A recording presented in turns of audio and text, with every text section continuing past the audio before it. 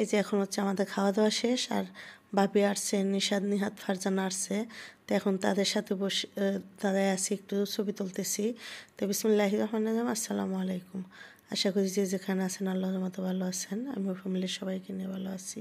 তো আমাদের খাওয়া দাওয়া শেষ করার পরে বিয়েতে যেন আমি কালকে গেছিলাম, ওই বিয়েতে সবাই মিলে একটু গল্প করতেছি, আড্ডা মারতেছি।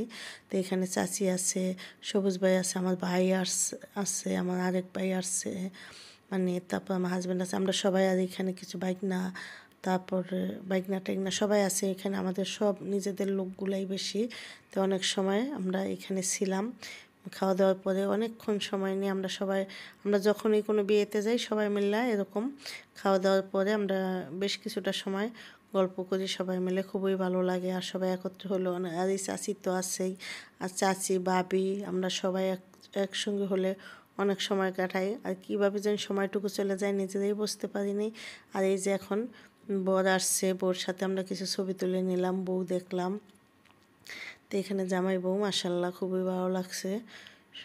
তো সবাই ভালো থাকবেন, সুস্থ থাকবেন, আল্লাহ হাফেজ।